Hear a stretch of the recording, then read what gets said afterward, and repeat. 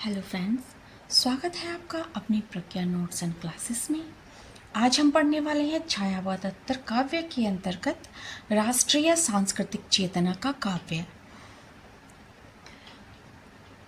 राष्ट्रीय सांस्कृतिक चेतना का काव्य उस प्रेरणादायी काव्यधारा का नाम है जिसने सोई हुई जनता को जगाया, गुलामी की जंजीरों को तोड़ने का साहस दिया और राष्ट्र के हृदय में स्वाभिमान की ज्योति प्रज्वलित की।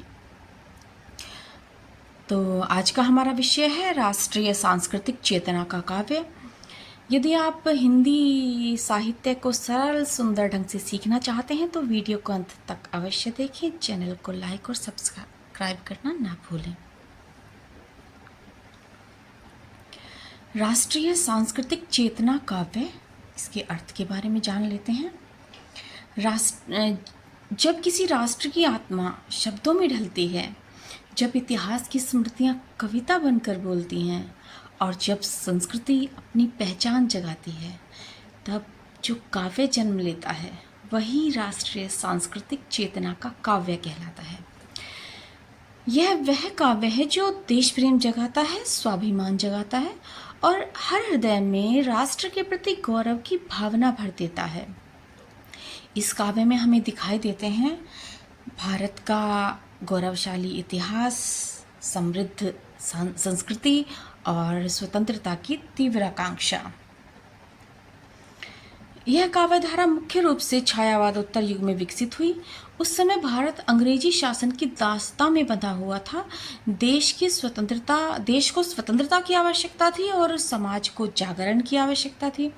ऐसे समय में कवियों ने अपनी कलम को हथियार बना लिया। उन्होंने कविता को केवल सौंदर्य का साधन नहीं रहने दिया, बल्कि उसे जन जागरण का शंखनाद बना दिया। तो कविता जब केवल हृदय की भावना नहीं रही, बल्कि उस समय राष्ट्र को जगाने वाली शक्ति बन गई। छायावाद उत्तर युग में विकसित इस धारा के प्रमुख कवियों के बारे में थोड़ा सा हम जान लेते हैं। इस धारा में अनेक महान कवियों ने अपनी वाणी से राष्ट्र को जागृत किया था। इनमें सबसे पहले मैंने लिखा है माखनलाल चतुर्वेदी, सियाराम गुप्त, बालकृष्ण शर्मा नवीन, सुभद्रा कुमारी चौहान, सोहनलाल द्विवेदी, श्याम नारायण पांडे, जगन्नाथ प्रसाद मिलिंद और रामधारी सिंह दिनकर।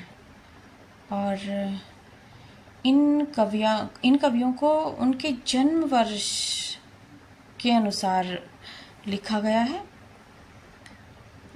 उसी क्रम में इनको लिखा गया है। तो इनमें ये जो राष्ट्रीय सांस्कृतिक चेतना के कवि थे, सबसे पहले माखनलाल चतुर्वेदी जी हैं, जिनकी कविताएं त्याग और बलिदान की प्रेरणा देती हैं। सियाराम शरण गुप्त, जिनकी रचनाओं में राष्ट्र के प्रति समर्पण दिखाई देता है। और बालकृष्ण शर्मा नवीन, जिनकी कविता में क्रांति की ज्वाला जलती है। और आगे हैं सुभद्रा कुमारी चौहान। सुभद्रा कुमारी चौहान, इनके विषय में मैं कहना चाहूँगी कि ऐसा कोई बच्चा इनकी राष्ट्र प्रेम से भरी हुई जो कविताएं हैं उससे परिचित है। ऐसा कोई भी बच्चा नहीं होगा जिसे ये पंक्तियाँ कंठस्थ ना हो। खूब लड़ी मर्दानी वो तो झांसी वाली रानी थी, बुंदेले हर बोलो के मुँह हमने सुनी कहानी थी। तो इन पंक्तियों की, इस कविता को झांसी की रानी की रचना करने वाली जो कवित्री थी वो सुभद्रा कुमारी चौहान ही थी। और आगे हैं सोहनलाल द्विवेदी, जिनकी कविताएं जन जागरण का स्वर हैं। श्याम नारायण पांडे, जिनकी रचनाओं में वीर रस का ओज है। जगन्नाथ प्रसाद मिलिंद, जिनकी कविताओं में राष्ट्रीय भावना की गहन अभिव्यक्ति है। रामधारी सिंह दिनकर, जिनकी वाणी में राष्ट्र की गरिमा और शक्ति गूंजती है। अब जान लेते हैं हम इस काव्यधारा की विशेषताओं के विषय में। मुख्य विशेषताएं क्या क्या हैं? गौरवशाली अतीत का ज्ञान,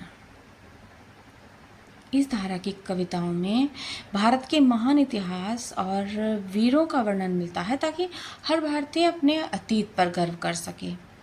नेक्स्ट है देश प्रेम और राष्ट्रीयता।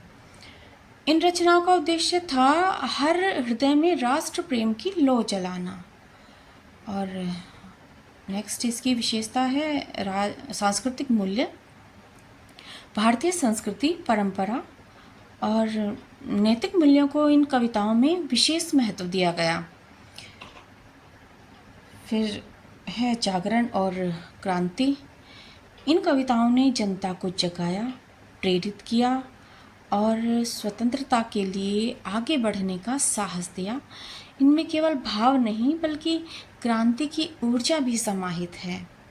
और माखनलाल चतुर्वेदी जी की जो कविता है पुष्प की अभिलाषा, उससे भी सब परिचित हैं। मुझे तोड़ लेना वनमाली, उस पथ पर तुम देना फेंक।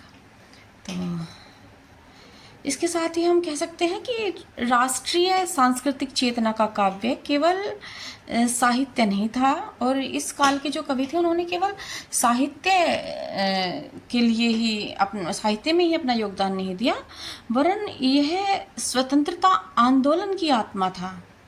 इन कविताओं ने सोई हुई चेतना को जगाया, स्वाभिमान को प्रज्वलित किया और राष्ट्र को एक नई दिशा प्रदान की।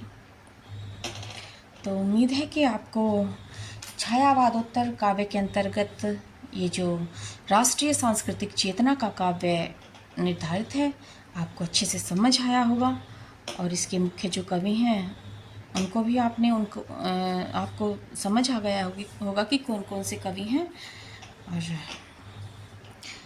यदि आपको वीडियो उपयोगी लगा हो तो इसे लाइक करें, फ्रेंड्स के साथ शेयर करें और नेक्स्ट टॉपिक के लिए कमेंट करें। तब तक के लिए बाय बाय।